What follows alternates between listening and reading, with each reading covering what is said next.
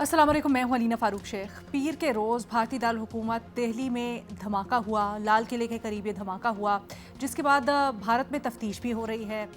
कुछ तहकीकात के नतीजे में मीडिया के ऊपर इल्ज़ामात सामने आए हैं, सवालात सामने आए हैं और एक रुझान देखने में भी आया है ख़ास तौर पर कि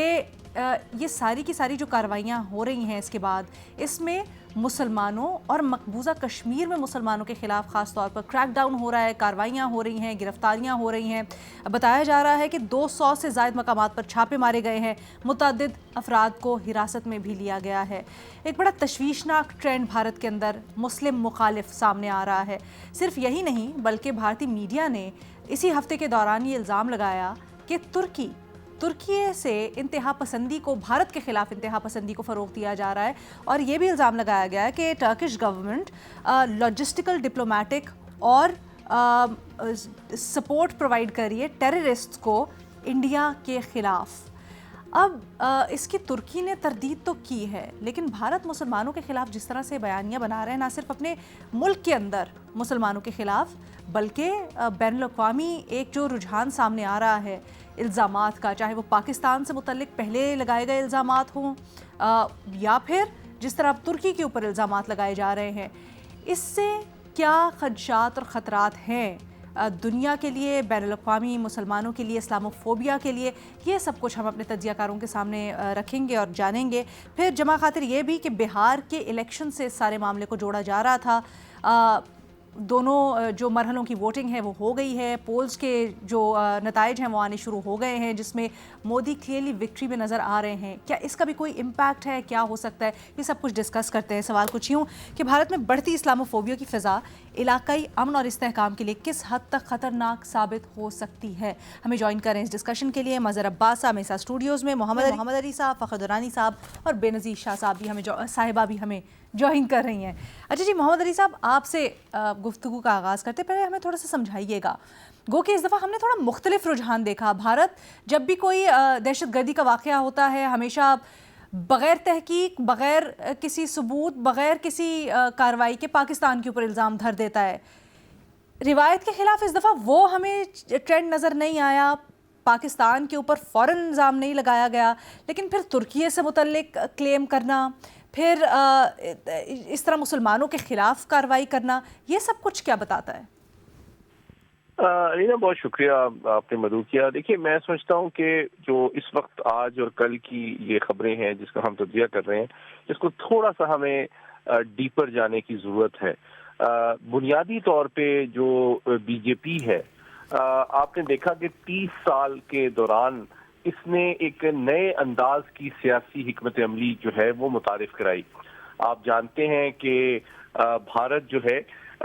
तकरीबन 30 साल तक 50 की दहाई में, 60 की दहाई में, 70 की दहाई में, बल्कि 80 की दहाई तक जो है अपने आप को तीसरी दुनिया का एक लीडर और एक सेकुलर डेमोक्रेसी के तौर पे अपने अवाम और आलमी बरादरी के सामने, खुसूसन तीसरी दुनिया के सामने पेश करता रहा है। लेकिन फिर जब आप देखें बीजेपी जो है 90s की दहाई में आगे आती है, तो ये मुतारिफ कराती है आइडेंटिटी पॉलिटिक्स को, और ये इसमें हिंदू, ऑब्वियसली आरएसएस का जो नज़रिया है वो इसकी जड़ है, और एक इंतहा पसंदी जो है वो उसमें पिन्हा है, और उसमें बहुत डीप नफरत और डिस्ट्रस्ट जो है वो पिन्हा है। मुसलमानों के हवाले से जो है उसमें नफरत पाई जाती है, और जिस तरह आपको याद होगा कि जो उन्होंने राम मंदिर का इफ्तिताह करते हुए कहा था मोदी साहब ने कि हमने जो है ये बदला लिया है सोमनाथ के मंदिर की तबाही का, यानी कि वो तारीख में इसको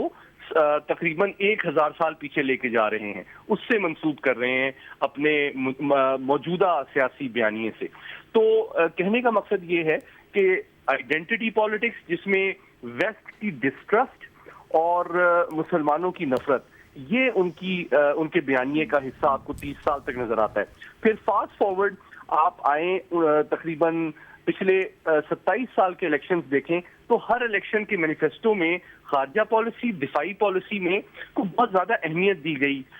مینیفیسٹو میں، یعنی کہ اس میں بھی مسلمانوں اور پاکستان کے خلاف جو ہے زیادہ اگریسو پوسچرنگ کی گئی. آپ کو یاد ہوگا کہ 1998 کے الیکشن میں علینا انہوں نے کہا کہ ہم ایٹمی دھماکہ کریں گے اور انہوں نے کیا. پھر انہوں نے کہا ہم ایٹمی جو ڈاکٹرن ہے اس کو ریویو کریں گے، انہوں نے کیا. پھر آپ کو یاد ہوگا کہ انہوں نے وہ کولڈ سٹار ڈاکٹرن بھی بی جے پی کے دور میں متعارف کرائی گئی. پھر اس کے بعد آپ کو یاد ہوگا 2019 میں انہوں نے کہا کہ جی ہم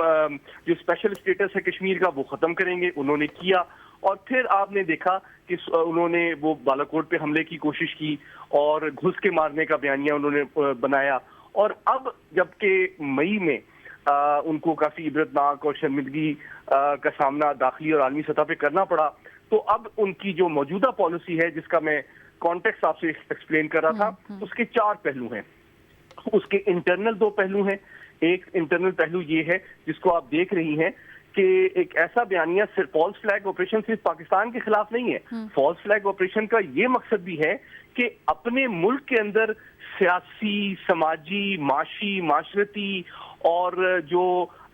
سرکاری ادارے ہیں اس میں سے بتدریج مسلمانوں کا اثر و رسوخ اور نمائندگی کم کی جائے اور اس کو جسٹیفائی کیا جائے مسلمانوں کو مارجنلائز اور آسٹریسائز کرنے کو. تو ایک پہلو تو اس کا یہ ہے. دوسرا پھر کشمیر کے حوالے سے ہے کہ کشمیر کی جو اقوام متحدہ کے حوالے سے اس کا اسٹیٹس ہے اس کو مسلسل ڈی لیجیٹیمائز کرنا اور ٹیررزم سے تعبیر کرنا، اور وہاں کے لوگوں کو جس طرح ڈاکٹرز کو مورد الزام ٹھہرایا جا رہا ہے ان کے جو پڑھے لکھے اور ذمہ دار اور قابل نوجوان ہیں ان کو بھی ڈی مورلائز کرنا. اور تیسرا پہلو جو ہے وہ اب آپ مئی کے بعد دیکھ رہے ہیں کہ جو پاکستان دشمن دہشت گرد تنظیمیں ہیں خصوصاً T D P B L A, ان کی کھلا اور بڑے پیمانے پہ پشت پناہی، جس طرح آپ نے دیکھا کہ دوول صاحب نے کہا بھی کہ ہم جو ہے افغانستان کو استعمال کریں گے پاکستان کو نقصان پہنچانے کے لیے، اور وہ پوری کوشش کر رہے ہیں اس کے ذریعے سے کرنے کی. اور آخری جو پہلو رہ جاتا ہے وہ پھر یہ ہے کہ دیگر مائنورٹیز جو ہیں ان کو بھی، جو کہ اس میں سکھ بھی شامل ہیں، وہ جہاں پہ آزادی کی کوشش کر رہے ہیں ان کو ہاٹ پرسوٹ کرتے ہوئے دیگر ممالک امریکہ، کینیڈا، آسٹریلیا، نیوزی لینڈ، وہاں پہ بھی ان کی ٹارگٹ کلنگ کی کوشش کرنا. اور آخری پہلو جو رہ گیا وہ ابھی آپ نے ترکی کی بات کی، تو آپ نے دیکھا بنیاد المرصوص کے دوران 2 ممالک نے خاص طور پہ نہ صرف سرکاری سطح پہ بلکہ ان کے میڈیا اور عوامی سطح پہ بھی پاکستان کو بہت زیادہ پذیرائی سپورٹ ملی. ایک آپ نے ترکی میں دیکھا اور دوسرا آپ نے ایران میں دیکھا. اور آپ نے یہ بھی نوٹس کیا کہ فوری طور پہ جو بھارتی میڈیا ہے وہاں بڑا غم و غصہ پایا گیا ترکی اور ایران کے حوالے سے کہ یہ پاکستان کو کیوں سپورٹ کر رہے ہیں. اور تو یہ میں سمجھتا ہوں کہ جو بنیادی بات کنکلوڈنگ میرا تھاٹ یہ ہے کہ جو واقعات مئی میں اس سال رونما ہوئے ہیں اس کے اس خطے کی سلامتی پہ بھارت کی سیاست پر کافی دوررس اثرات مرتب ہوتے ہوئے میں دیکھ رہا ہوں. اور اسی حوالے سے دہشت گردی کی وہ پشت پناہی ہو، افغانستان کی طالبان کی سرپرستی ہو، مسلمانوں کی آسٹریسائزیشن یا مزید ایکسپلوئٹیشن ہو، یا کشمیر کو کہ ہم کو مزید لیجیٹمائز کرنے کی کوشش ہو، یہ چاروں چیزیں وہ کانسیکوینس ہیں جو کہ یہ ظاہر کرتی ہے اور ثابت کرتی ہے کہ بھارت چونکہ براہ راست اب روایتی اور تصویراتی اعتبار سے پاکستان سے پنجہ اجمائی سمجھتا ہے کہ اس کے مفاد میں نہیں ہے، تو انڈائریکٹلی اب ان حربوں سے وہ پاکستان کو، مسلمان کو اور وہ مسلم ممالک جو کہ پاکستان کو سپورٹ کرتے رہے ہیں ان کو بدنام کرنے کی کوشش کی جا رہی ہے. ٹھیک ہے بے نظیر، آپ کہیے گا بھارت کا ہم دیکھتے تھے سیکولر ریاست ہونے کے دعوے تو کرتا تھا، لیکن یہ کوئی ڈھکی چھپی بات نہیں ہے کہ وہاں پر مسلمانوں کے ساتھ کیا سلوک ہوتا رہا ہے بی جے پی کے رول کے انڈر خاص طور پر.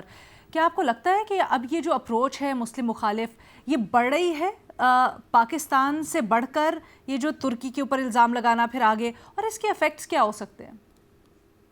علینا دنیا پہ کیا افیکٹ ہوں گے مجھے نہیں پتا، لیکن جو سب سے خطرناک اس کی امپلیکیشنز ہے وہ ہیں بھارت میں جو مسلمان رہتے ہیں. اور ہم دیکھ رہے ہیں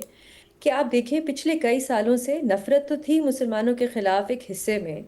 لیکن اس کو مین اسٹریم کر دیا گیا ہے، یہ سب سے خطرناک ہے۔ آپ نے اس کو نارملائز کر دیا ہے۔ یہ جو نفرت ہے مسلمانوں کے خلاف، یہ جو اسلامو فوبیا ہے، یہ ایسا نہیں ہے کہ کچھ لوگ ہیں جو فاشسٹ ہیں اور ذرا ایکسٹریمسٹ ہیں جو اس قسم کی بات کرتے ہیں۔ وہاں پہ ان کے مین سٹریم سیاستدان تقریروں میں کھل کے یہ بات کرتے ہیں، ان کی مین سٹریم میڈیا بحث کرتی ہے کئی کئی گھنٹوں پہ کہ مسلمانوں کی آبادی جو ہے وہ بہت تیزی سے بڑھ رہی ہے، اس کا کیا کیا جائے۔ لیکن جب ایک ابھی کچھ دن پہلے ایک 7 سال کا بچہ تھا مسلمان، اس کی لاش ملی بوری میں، اس پہ کوئی بات نہیں ہوئی، اس پہ کوئی ڈیبیٹ نہیں ہوئی۔ واٹس ایپ پہ لنچنگ کی جو ویڈیوز ہوتی ہیں وہ سرکولیٹ کرتی ہیں۔ یہ ساری کیا چیزیں ہیں؟ یہ دوسری سائڈ کو ڈی ہیومنائز کرنے کا طریقہ ہے، نارملائز کرنے کا طریقہ ہے کہ یہ معنی ہی نہ رکھے، یہ کوئی اہمیت ہی نہ رکھے کہ مسلمانوں کے خلاف جو ہے وہ اس طرح نفرت پھیلائی جا رہی ہے۔ اور یہ ہم نے دیکھا ہے علینا، ہمارے پاس بہت سی مثالیں موجود ہیں بہت سے ممالک سے جہاں پہ معاشرے میں جب اس قسم کی اپروچ لی جاتی ہے تو وہاں اس معاشرے میں انسانیت آہستہ آہستہ ختم ہو جاتی ہے۔ ہم نے اسرائیل میں دیکھا ہے، وہاں پہ جس طرح ڈی ہیومنائز کیا گیا فلسطینیوں کو، کہ جب غازہ پہ حملے ہوتے تھے تو ہم سب نے وہ ویڈیوز دیکھی ہیں کہ جو اسرائیلیز تھے وہ اپنے چھت پہ جا کے بیٹھ کے اور سیلیبریٹ کر رہے ہوتے تھے اور خوشیاں منا رہے ہوتے تھے کہ میزائل پھینکے جا رہے ہیں، وہ دیکھیں غازہ پہ حملہ ہو رہا ہے۔ وہ مانتے ہی نہیں تھے کہ غازہ میں بچے جو ہیں وہ بھوک سے مر رہے ہیں۔ تو میں تو علینا یہ کہوں گی، بلکہ زوران ممدانی کے جو والد ہیں انہوں نے کتاب لکھی تھی گڈ مسلم اینڈ بیڈ مسلم، جس میں انہوں نے لکھا تھا کہ جو اچھا مسلمان ہوتا ہے دنیا کے لیے وہ یہ ہوتا ہے جو خاموش رہے، جو بالکل انویزیبل ہو اور جو اس کو کہا جائے وہ کرے خاموشی سے۔ لیکن جو برا مسلمان ہے وہ ہوتا ہے جو اپنے حق کے لیے لڑے، جو کہے میں اس ملک میں رہتا ہوں، میں اس ملک کا شہری ہوں، یہ میرے حقوق ہے۔ تو اسی قسم کا رویہ ہے بھارت میں بھی کہ اچھا مسلمان وہ ہے جو خاموش رہے اور نظر ہی نہ آئے ہمیں، برا مسلمان وہ ہے جو اپنی مذہب کی بات کرے یا اپنے حقوق مانگے۔ تو علینا یہ میرے خیال سے جو بھارت میں جو لبرل اور پروگریسو آوازیں ہیں جو خاموش ہیں، ان کو سوچنا چاہیے کہ ان کا ملک کس طرف جا رہا ہے اور وہ کس قسم کا ملک چاہتے ہیں۔ آپ نے بہار کی بات کی، بہار میں اس وقت نریندر مودی کی جو پی جے پی ہے وہ الیکشن جیت گئے ہیں، ٹھیک ہے بہت سی وجوہات ہوں گی۔ اچھا یہ بہار ایک ایسا اسٹیٹ ہے جہاں پہ ینگسٹ پاپولیشن ہے انڈیا کی، اور بہت سی بہت زیادہ خواتین نکلتی ہیں جو ووٹ ڈالتی ہیں، بہت زیادہ خواتین وہاں پہ نکلتی ہیں جو ووٹ ڈالتی ہیں۔ تو وہاں پہ بہت سے اور ایشوز وجوہات ہو سکتے ہیں، معیشت ہو سکتی ہے، لوکل ایشوز ہو سکتے ہیں۔ میں یہ نہیں کہہ رہی کہ انہوں نے نریندر مودی کو اس لیے جا کے ووٹ دیا ہے کہ وہ نفرت پھیلاتے ہیں مسلمانوں کے خلاف، لیکن میں یہ ضرور کہوں گی کہ جب آپ ووٹ دیتے ہیں تو آپ ایک طرح سے کہہ رہے ہیں کہ یہ جو نفرت پھیلائی جا رہی ہے مسلمانوں کے خلاف، یہ ہمارے لیے کوئی خاص معنی نہیں رکھتی، ہمارے لیے اور پرائیورٹیز ہیں، یہ ایک پرائیورٹی نہیں ہے۔ تو اس قسم کا جب معاشرہ بن رہا ہو علینا، تو میرے خیال سے وہاں پہ جو سیکولر اور پروگریسو اور لبرل آوازیں ہیں ان کو ضرور سوچنا چاہیے کہ وہاں پہ آگے جا کے انسانیت جو ہے وہ معاشرے میں ختم ہوتی چلی جائے گی، جیسے اسرائیل میں ہم نے دیکھا۔ جہاں تک ٹرکی کی بات ہے، آپ کی بات بالکل درست ہے، ہم نے ابھی تک اس قسم کے الزامات میڈیا میں دیکھے ہیں بھارت کے، ان کی حکومت کی طرف سے اس قسم کے الزامات نہیں آئے، بلکہ دبئی پہ بھی اب کہا جا رہا تھا، میں اس دن پڑھ رہی تھی کہ دبئی میں بھی کہا جا رہا ہے وہاں پہ بھی فیسیلیٹیٹرز تھے دہشت گردوں کے۔ تو میرے خیال سے ایک احتیاط سے یا تھوڑا سا کوشسلی اس چیز کو شاید اس بار لے کے جایا جا رہا ہے۔ اس کی ایک وجہ میری رائے میں ہے کہ جو پچھلی بار پہلگام کے بعد جو کریڈیبلٹی تھی بھارت کی، کہ آپ نے ایک دم سے الزام لگا دیا اور ثبوت دنیا کے سامنے نہیں رکھا، وہ بھی ایک وجہ ضرور بنی ہوگی کہ اس بار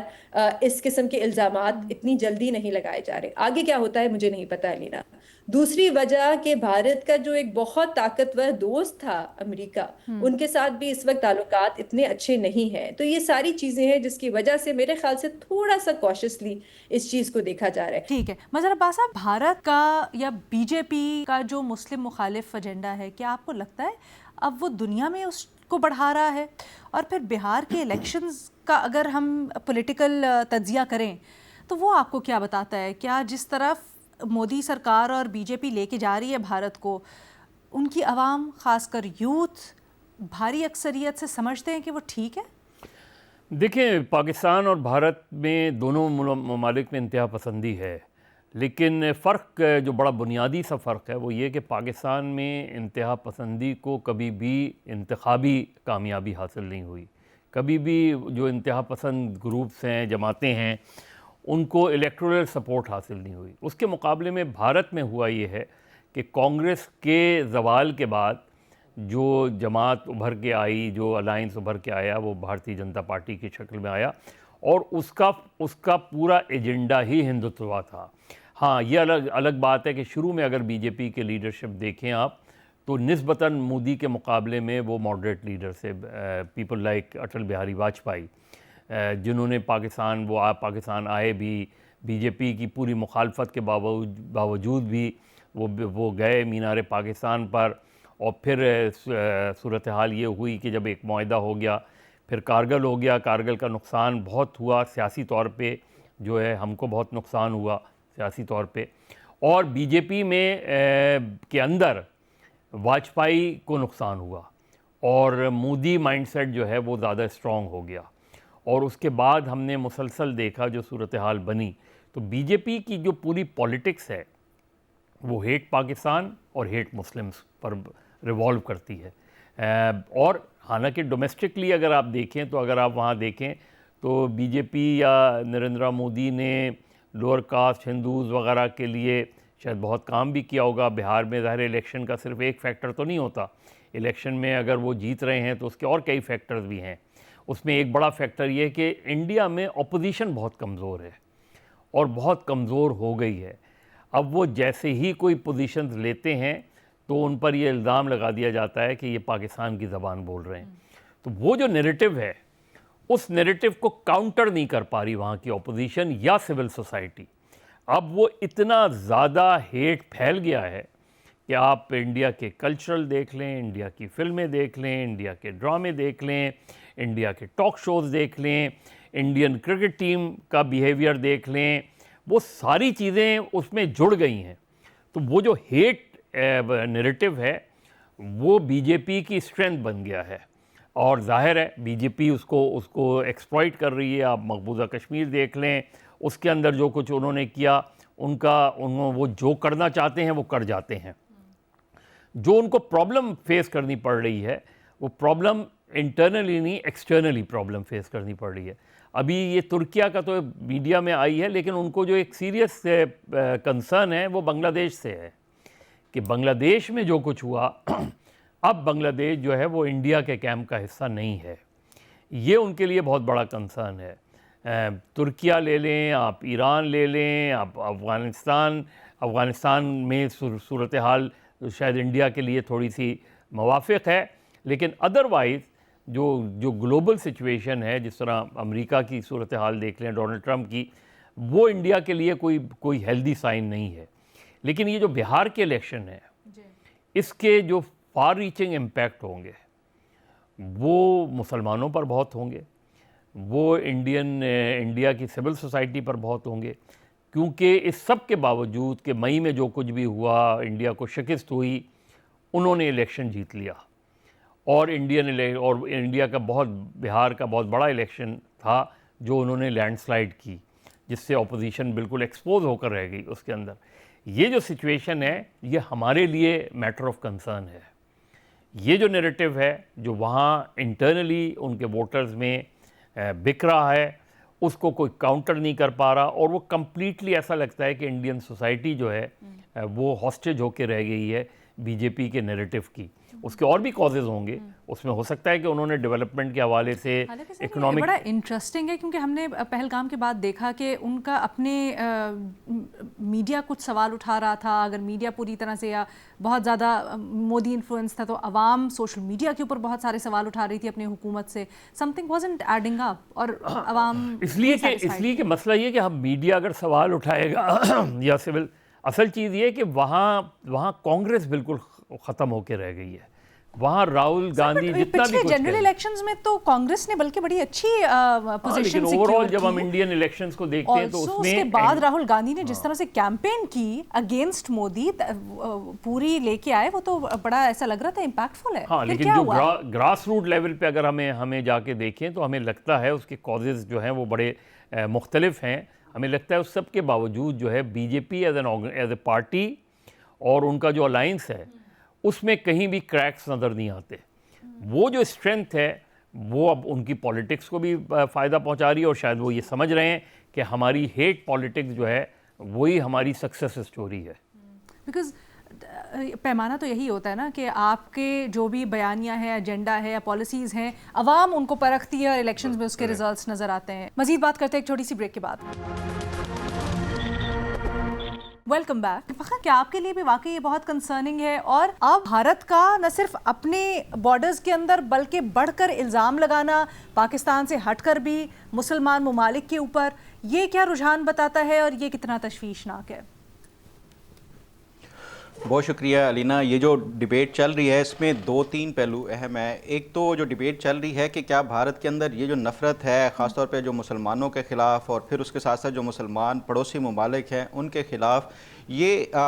کیوں ہے. دوسرا یہ کہ اس کا جو ہے یہ اس مرتبہ بھارت نے کوئی تھوڑی سی ایک جو اپروچ اپنائی ہے وہ محتاط اپروچ اپنائی تھی کہ پاکستان کے اوپر براہ راست جلد بازی میں کوئی الزام نہیں لگایا. اور تیسرا یہ کہ اس کے اثرات یہ جو اوورال اب بھارت کے اندر چل رہا ہے مسلمانوں کے خلاف جو اسلامک فوبیا ہے اس کا پاکستان کے اوپر کیا امپیکٹ پڑے گا. دیکھیں جو پہلی بات ہے جو سسٹمیٹک یا انسٹیٹیوشنلائز جو ایک اسلامو فوبیا یا جو نفرت ہے مسلمانوں کے خلاف یہ آج سے نہیں ہے. مودی کا اگر آپ رائز دیکھ لیں، مودی کا رائز ہی اسی وجہ سے ہے کہ انہوں نے مسلمانوں کو ایسے پورٹرے کیا کہ وہ دہشت گرد ہیں. انہوں نے ہندوستان میں جو ہندوؤں کے اوپر جس طرح سے حکومت کی ہے، کس طرح سے ان کے اوپر مظالم ڈھائے تھے، اور اب جو ہے یہ اپنی ہندو جو آئیڈینٹی ہے اور جو ہندوتوا ہے اس کا جو پرچار ہے وہ پورے بھارت میں نہیں صرف اکھنڈ بھارت کا جو ہے وہ ان کا ایک اس میں لے کر جائیں گے. تو اس میں انہوں نے جو ابتدا کی تھی گجرات سے جس طرح سے، اور پھر اس کے بعد وہ ان کی جو پولیٹیکل رائز ہے وہ اب پچھلے 3 جو ٹرمز ہیں ان کے بھارت کے بطور پرائم منسٹر کے، انہوں نے اس کا ہمیشہ سے نہ صرف یہ کہ سسٹمیٹک طریقے سے ان کو انسٹیٹیوشنلائز کیا ہے اسلامو فوبیا کو، بلکہ مارجنلائز بھی کیا ہے. اگر ہم ریسنٹ ایگزامپلز دیکھ لیں اسی سال کے اندر چند ایک ایسے مواقع آئے ہیں جس سے واضح ہو جاتا ہے کہ یہ کیوں انسٹیٹیوشنلائزڈ اپروچ ہے بھارت کی. ابھی جولائی میں جب یہ بہار کے الیکشنز ہونے سے پہلے کیمپینز چل رہی تھی تو بھارتی حکومت نے وہاں پہ ایک نیشنل آئیڈینٹی جو اسکروٹنی سسٹم ایک متعارف کرایا تھا کہ وہاں پہ کوئی 50 لاکھ کے قریب ایون بہار کے اندر جو ووٹرز تھے ان کے ووٹرز جو ووٹ جو ہے وہ کینسل کر دیے گئے کہ ان کی جو ہے ہمیں یہ نہیں شناخت جو ہے آئیڈینٹیفائی ہو رہی. وہ مسلم ووٹر زیادہ تھے، اس پہ اپوزیشن کی جماعتوں نے آواز بھی اٹھائی، لیکن اس کے باوجود بھی بھارت اب اس کو سسٹمیٹک طریقے سے پورے بھارت میں بڑھانے جا رہا ہے. اس کا مطلب کیا ہوا کہ جو مسلمان اپنے ووٹ کے ذریعے کوئی اپنے حق کے رائے دہی کا استعمال کرتے تھے اس سے بھی ان کو محروم کیا جا رہا ہے. پھر اس کے ساتھ ساتھ جو ایک اور اگر آپ دیکھیں ریسنٹلی کوئی جولائی میں ہی ایک فیصلہ آیا تھا ممبئی کورٹ کا جس میں جو ممبئی ٹرین حملوں میں کس طرح سے انہوں نے ایکسپوز کیا تھا کہ کیسے 19 سال تک بے گناہ لوگوں کو انہوں نے قید میں رکھا اور محض غلط الزام پہ، کیونکہ ان کی جو اے ٹی ایس تھی اور اس کے ساتھ کرائم برانچ تھی ان دونوں کی جو تحقیقات تھی ایک دوسرے سے مختلف تھی اور انکریمنیٹ کیا گیا تھا مسلمانوں کو جبکہ ریالٹی میں ایسا نہیں تھا. تو یہ ایک سسٹمیٹک طریقے سے انسٹیٹیوشنلائز جو ہے نفرت مسلمانوں کے خلاف پھیلائی گئی، پورٹرے کیا گیا کہ وہ دہشت گرد ہیں ود ان انڈیا بھی اور اس کے نیبرنگ میں پاکستان کے اوپر بھی جس طرح سے اٹیک کیے جاتے رہے. تو یہ پاکستان کو بھی اور ان کی آپ فلم انڈسٹری دیکھ لیں، ان کی آپ کرکٹ دیکھ لیں، ان کے آپ نیشنل کریکولم دیکھ رہے ہیں، جتنے مسلم جو میجورٹی والے سٹی جن کے نام مسلمانوں کے نام پہ تھے ان کو ختم کرنا، یہ پورے ایک انسٹیٹیوشنلائز کر کے انہوں نے وہ مسلمانوں کے خلاف نفرت بڑھائی ہے. میرا ایگزیکٹلی یہ پوائنٹ ہے کہ یہ تو ہم کئی سالوں سے دیکھتے چلے آ رہے ہیں نا، اب ہم دیکھ رہے ہیں کہ بھارت اس سے بڑھ گیا ہے اور آگے سے آگے جا رہا ہے دنیا کے اندر. اس رجحان پہ کچھ کہیے گا نا. دیکھیں اسی پہ میں آ رہا ہوں. دوسری بات یہ ہے کہ یہ جو بھارت کا جو ایک سسٹمیٹک طریقے سے رویہ ہے اس کو انٹرنلی تو بہت زیادہ سپورٹ مل رہی ہے، لیکن ایکسٹرنلی اگر دیکھا جائے تو وہ جو سپورٹ اس کو پہلے ملتی تھی اب ملنا ختم ہو گئی ہے. اس کی میں آپ کو ایگزامپل دیتا ہوں. جو پہلگام انسیڈنٹ ہوا اس کے بعد انہوں نے پہلی جو وزارت خارجہ نے بریفنگ بلائی، 100 کے قریب انہوں نے جو سفیر تھے مختلف ممالک کے ان کو بلایا اور ان کو بتایا بریفنگ میں کہ یہ پاکستان اس میں انوالو ہے، ہمارے جو ٹارگٹ کیا جا رہا ہے دہشت گردی میں انوالو ہے. وہاں پہ جو نیو یارک ٹائمز کی رپورٹس دیکھ لیں، انٹرنیشنل میڈیا کی رپورٹس دیکھ لیں، कोट किया हुआ है बाकायदा सफ़ीरों को कि उन्होंने बाय नहीं किया ये जो भारत का एक जो नैरेटिव था उसको। तो भारत को इंटरनली तो इसकी सपोर्ट मिल रही है लेकिन एक्सटर्नली नहीं मिल रही। ये जो कॉशियस अप्रोच वाली बात है कि भारत अब क्यों नहीं, ये जो दिल्ली अटैक जो धमाका हुआ है उसमें उन्होंने पाकिस्तान के ऊपर बराह रास्त जो है वो इल्ज़ाम नहीं लगाया, उसकी वजह एक यही है कि एक्सटर्नल या जो इंटरनेशनल प्लेटफॉर्म्स के ऊपर भारत का ये जो इस्लामोफोबिया वाला एक नैरेटिव है या एंटी पाकिस्तान नैरेटिव है, अब वो लोग बाय नहीं कर रहे, इंटरनेशनल कम्युनिटी बाय नहीं कर रही। एक तो इसकी रीज़न ये है कि वो बराह रास्त अब दिल्ली जो अटैक्स हैं उसके बाद पाकिस्तान के ऊपर उन्होंने इल्ज़ाम नहीं लगाया, और दूसरी वजह जो है पाकिस्तान ने जिस तरह से भरपूर जवाब दिया था तो उसकी वजह से भी अब भारत बड़ा मोहतात है कि ये क्योंकि अभी तक उनके जो पहलगाम वाला था उसकी नेशनल इन्वेस्टिगेशन एजेंसी ने तहकीकात मुकम्मल नहीं की, तो ये एक मोहतात रवैया इसकी वजह से भी है। गो कि इन्होंने तुर्की हो या कुछ उसके ऊपर इस तरह सरसरी इल्ज़ाम मीडिया के थ्रू लगाए हैं, लेकिन अभी तक बराह रास्त इनकी हुकूमत की तरफ से प्राइम मिनिस्टर का यही आया कि तहकीकात करके जो जिम्मेदारान हैं मुर्द इल्ज़ाम ठहराया जाए। अब तीसरा बड़ा इंपॉर्टेंट जो मैं समझता हूँ पॉइंट है वो ये है कि ये जो भारत के अंदर इंस्टीट्यूशनलाइज ये जो इस्लामोफोबिया फैलाया जा रहा है या फिर एक कलेक्टिव पनिशमेंट का जो सिस्टम कश्मीर के अंदर अपनाया जा रहा है वो इसका असर पाकिस्तान के ऊपर क्या होगा। देखें, हमने माजी में भी देखा है कि जब जब भारतीय फोर्सेस की कश्मीर के अंदर जो जारियत है बढ़ती है, उनके ऊपर मजालिम बढ़ते हैं, तो कश्मीरी वहाँ से इंटरनली जो है वो खुद उठते हैं और उनको जवाब देते हैं, जिस तरह भी दें, चाहे बंदूक के ज़रिए दें, पत्थरों के ज़रिए दें, तो उसका असर इम्पैक्ट ये पड़ता है कि वो फिर भारत जो है पाकिस्तान के ऊपर फिर इल्ज़ाम लगाता है कि पाकिस्तान जो है इनको सपोर्ट कर रहा है। तो अल्टीमेटली इसका यही होगा कि कश्मीर और जो मुसलमानों के अंदर जो भारत जिस तरह से मजालिम कर रहा है वो पाकिस्तान और भारत के दरमियान ताल्लुकात को मजीद ख़राब कर सकता है। और एक और सवाल जो मेरे जहन में उठ रहा था, मैं चाहती हूँ, चलिए मोहम्मद अली साहब से ज़रा समझती हैं इस चीज़ को। हम भारत को बड़ा आइसोलेशन के अंदर देख रहे हैं, लेकिन मोहम्मद अली साहब, भारत और इसराइल का जो नेक्सस है, गठजोड़ है, वो तो हमें पता ही है। क्या ये जो अब अपनी इंटरनल मामलात से बढ़कर दुनिया में मुसलमानों के ख़िलाफ़ इस तरह के इल्ज़ामात लगाना, उनके ख़िलाफ़ नफ़रत पैदा करना, क्या ये गज़ा पीस प्लान के बाद जो सारे के सारे मामला जिस तरह से टर्न आउट करें उसका एक असर हो सकता है? अच्छा, देखिए, अगर स्ट्रेटेजिकली देखा जाए तो आप इसको दो अंदाज में देख सकती हैं। एक तो जिस तरह हमने बात की और तकरीबन तमाम जो शुरका ने आज बात की कि जब से बीजेपी इमर्ज हुई है, बल्कि रिप्लेस किया है as a leading party in Indian politics after Congress, तो एक एंटी थीसिस के तौर पे ये उभरी है। कांग्रेस लेफ्ट लीनिंग थी, लिबरल थी, democracy, human rights, global south, non alignment, ये सब उसके नैरेटिव्स थे। इनके तमाम तर नैरेटिव उसका एंटी थीसिस हैं, यानी कि दुश्मनी, मुस्लिम नफरत, इंक्लूसिव के बजाय एक्सक्लूसिव अप्रोच, मुसलमानों को ऑस्ट्रेसाइज और आइसोलेट करना, और पिछले 1000 साल में मुसलमानों का, जिस तरह भी फखर साहब ने भी कहा, कि जितना भी कंट्रीब्यूशन जनूबी एशिया के सियासत में, कल्चर में, तालीम में, कंस्ट्रक्शन में, फन तामीर में, किसी भी चीज़ में, गारमेंट में, उसके तमाम फुटप्रिंट को ग्रेजुअली और सिस्टमेटिकली पॉलिसी के तौर पे रिमूव किया जाए, चाहे वो शहरों के नाम हो, चाहे वो ज़बान हो, चाहे लिबास हो, चाहे कोई भी चीज़ हो, तमाम सिंबल्स ऑफ आइडेंटिटी को रिप्लेस किया जाए। ये इस बात का सबूत है कि आइडेंटिटी पॉलिटिक्स सबसे इम्पोर्टेंट जो है कोर है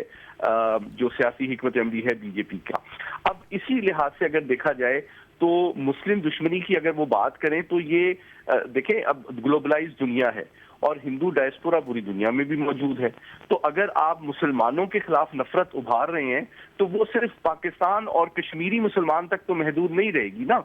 क्योंकि मुसलमान जो हैं वो तो पूरी दुनिया में फैले हुए हैं। तो इसलिए जहां भी कोई तनाज़ा होता है कश्मीरियों के हवाले से या पाकिस्तान की हिमायत में कोई भी मुसलमान ध्यान देता है, उनका मीडिया कोई बात करता है, तो उसके खिलाफ आप देखते हैं कि ये बीजेपी के जो राय साजी है वो बिल्कुल अग्रेसिव अपना लेती है। ये इसका एक आइडियोलॉजिकल फैक्टर है, लेकिन दूसरा फैक्टर इससे ज्यादा इंटरेस्टिंग है, लेकिन ज्यादा लोग उसके बारे में जानते नहीं महदूद है जरा, तो अगर बिल्कुल मुख्तसरन हमें बयान कर दें। मैं सिर्फ 30 सेकंड में ये बताना चाहूंगा कि एक सीपेक जो है, चूंकि आप जानती हैं कि फ्लैगशिप प्रोजेक्ट है बेल्ट एंड रोड इनिशिएटिव का, अमेरिका जो है वो एक ऑल्टरनेटिव इसका پیش کرتا رہا ہے، جس میں اسرائیل جو ہے عرب ممالک کے ساتھ مختلف کر کے اور انڈیا کے ساتھ لنک کر کے یورپ کی منڈیوں سے منسلک کیا جائے، جس کو India Middle East Europe corridor کہا جاتا ہے۔ اچھا، اس کو بہت سے لوگ سنجیدگی سے نہیں لیتے، لیکن اس کا ایک ایسپیکٹ یہ ہے کہ آپ کو I2U2 کا ایک الائنس یاد ہوگا، جس میں انڈیا، اسرائیل اور UAE اور US شامل ہیں، تو ان کی ایک انٹیلیجنس کی اور ڈیفنس کوآپریشن کی آلریڈی ایک اگریمنٹ موجود ہے۔ تو آپ کو ایک جیو اسٹریٹجک ایجنڈا بھی نظر آتا ہے کہ بتدریج جو ہے چین اور اس خطے میں اس کے جو قریب ترین ممالک جس میں پاکستان شامل ہے ان کو ڈیسٹیبلائز بھی کیا جائے، وہاں سے اکانومی کو اور جس طرح ابھی کرکٹ کے حوالے سے بات ہوتی ہے ان کو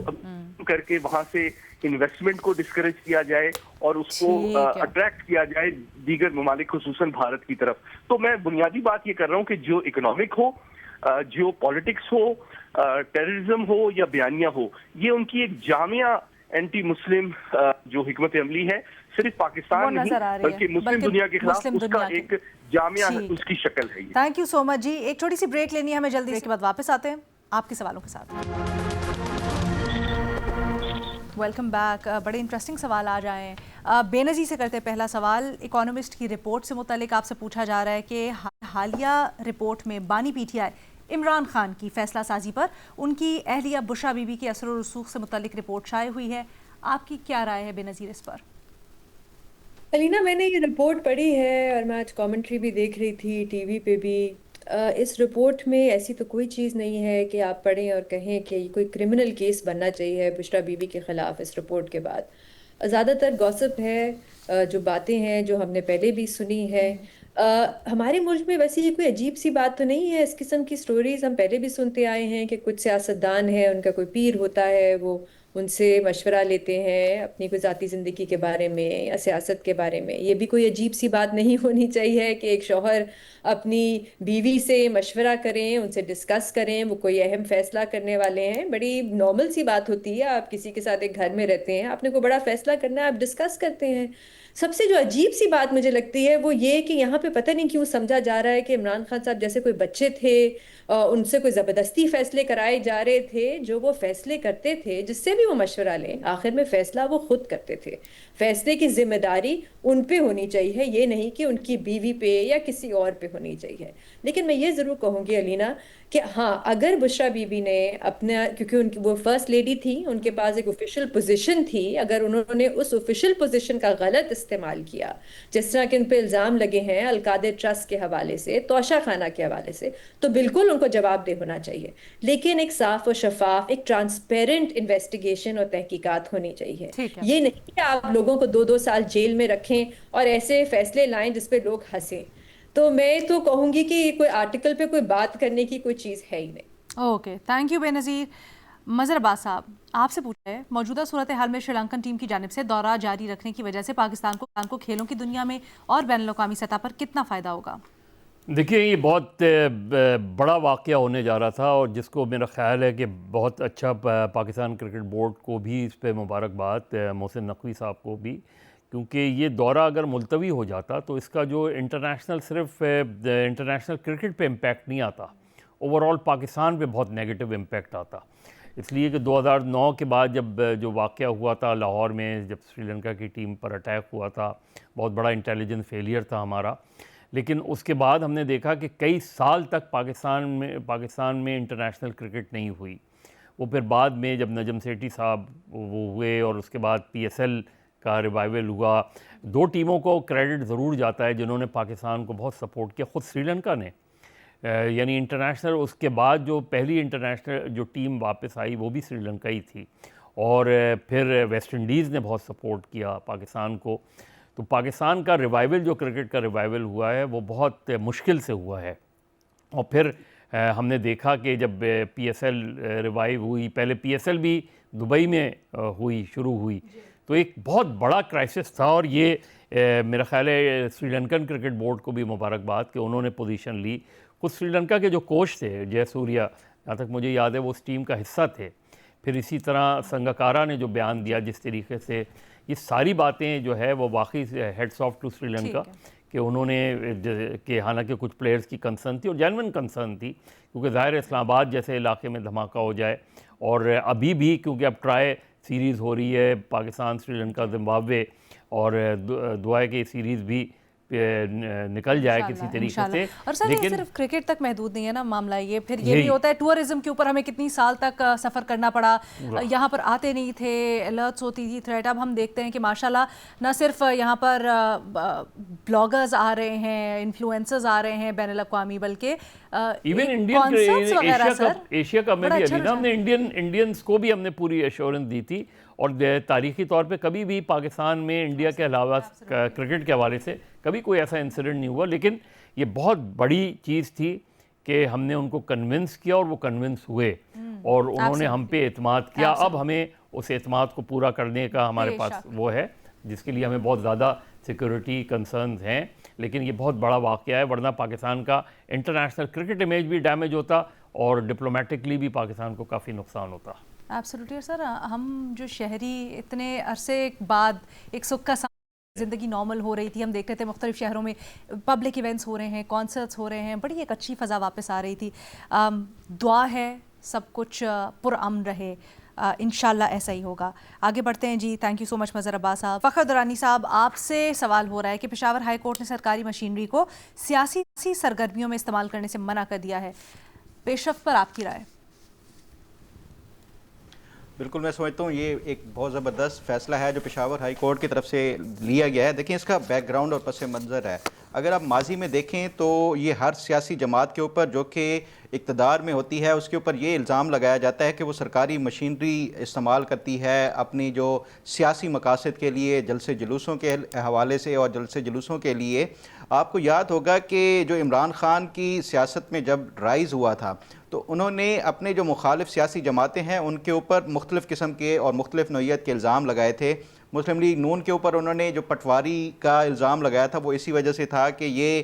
جو سرکاری ملازمین ہیں ان کو اپنے جلسوں میں لے کے آتے ہیں. پیپلز پارٹی کے خلاف بھی اسی طرح کا انہوں نے وہ کیا، الزام لگایا. لیکن ہم اگر دیکھیں پچھلے چند سالوں سے جو ایک نیا رجحان پی ٹی آئی کی جو لیڈ گورنمنٹ ہے خیبر پختونخوا کے اندر، اسی طرح کا ہی وہاں پہ ایک ٹرینڈ شروع ہوا کہ سرکاری مشینری مختلف جو پی ٹی آئی کے جلسے جلوس تھے اس میں استعمال کی گئی ہے. ایون جو اسلام آباد کے اوپر چڑھائی کی گئی، چاہے وہ عمران خان کی سربراہی میں ہو یا اس کے بعد پھر بشرا بی بی اور علی امین گنڈا پور کی سربراہی میں ہو، انہوں نے سرکاری مشینری کا بھرپور استعمال کر کے ریاست کے جو دارالحکومت ہے اس کے اوپر چڑھائی کرنے میں بھی وہ سرکاری مشینری استعمال کی. اور الٹیمیٹلی اس کا نتیجہ یہ ہوا کہ وفاق کی طرف سے اور جو وفاقی جو سیکیورٹی ادارے ہیں ان کی طرف سے وہ مشینری ضبط کر لی گئی تھی. اور